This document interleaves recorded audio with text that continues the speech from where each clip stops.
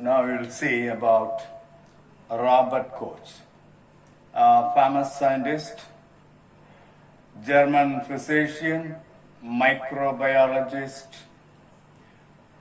Robert Heinrich Hermann Koch. The full name for Robert Koch, Robert Heinrich Hermann Koch. As German physician and microbiologist. Considered as the father of modern bacteriology, he was identified casual organism for anthrax, cholera, and tuberculosis. The causative organism for anthrax, cholera, and tuberculosis was identified by him, the major work of him, that is. The concept of infection was proved with experimental evidence, and that experimental evidence collectively called Koch's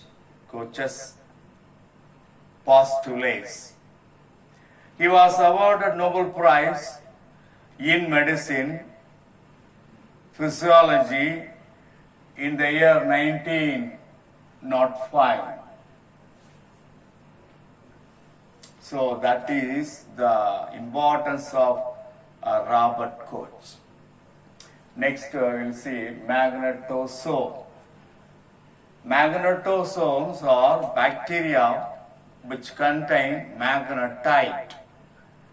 Magnetite are Fe3O4 substances. Fe3O4 particles are found in some of the bacteria.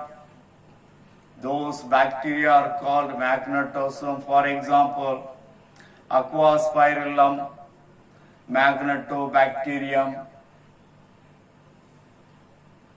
Aquaspirillum, and also in Magnetobacterium, these Fe3O4 particles are seen.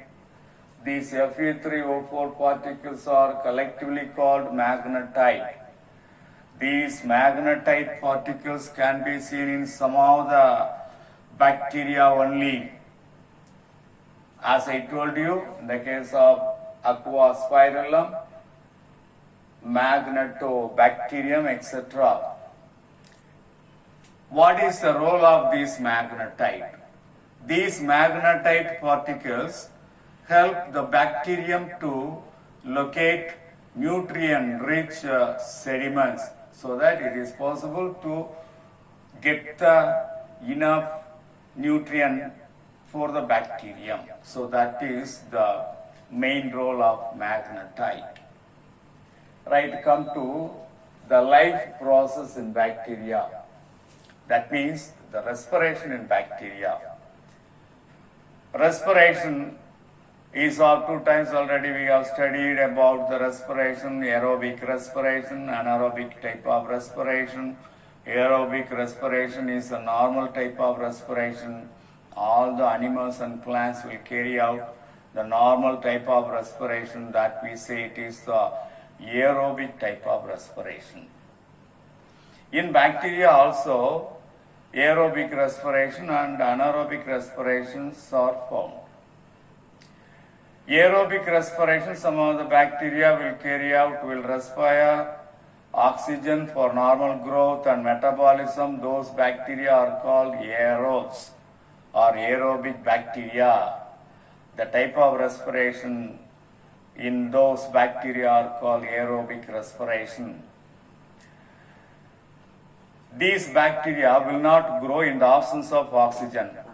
For example, Streptococcus is the bacteria given in your book. Some aerobic bacteria must have oxygen to survive. They are called obligate aerobes. They are obligate aerobes. Oxygen is must for them. Such bacteria are called obligate aerobes. When oxygen is not available, these bacteria cannot survive. For example, Micrococcus. Micrococcus is the best example for obligate aerobes. anaerobic bacteria. The bacteria which carry out anaerobic respiration are called anaerobes or anaerobic bacteria. The bacteria which do not use oxygen for growth and metabolism are collectively called anaerobic bacteria. The type of respiration is called anaerobic respiration. So anaerobic environment means the environment without oxygen is the anaerobic environment. In the anaerobic environment, only the anaerobic organism can live. They obtain their energy from fermentation. For example, Clostridium is the example given for anaerobic bacteria. Some of the anaerobic bacteria, some of the anaerobic bacteria can grow either in the presence of oxygen or get energy by using fermentation process to grow. They are called facultative anaerobes. See, some of the bacteria will adjust to grow either in the aerobic condition or in the anaerobic condition. Some of the bacteria can live in the presence of oxygen or in the absence of oxygen. Those bacteria are called facultative anaerobes. Facultative anaerobes. For example, Escherichia coli. When a facultative anaerobe like Escherichia coli present in the site of infection, like abdominal abscess, abscess means rathakatti. So that is abdominal abscess, a swollen area within the body tissue containing an accumulation of pus. That is abscess. When the Escherichia coli or any facultative anaerobes grow in that area, in the site of infection, that can rapidly consume available oxygen and change to anaerobic metabolism, producing in anaerobic environment, and thus allow the anaerobic bacteria that are present to grow and cause disease. For example, Escherichia coli, Salmonella bacteria are the examples of these facultative anaerobes. Capnophilic bacteria. Capnophilic bacteria require oxygen for growth. Capnophilic bacteria require carbon dioxide for growth. They are called capnophilic bacteria. The bacteria which require carbon dioxide for growth, such type of bacteria are called capnophilic bacteria. For example, Campylobacter.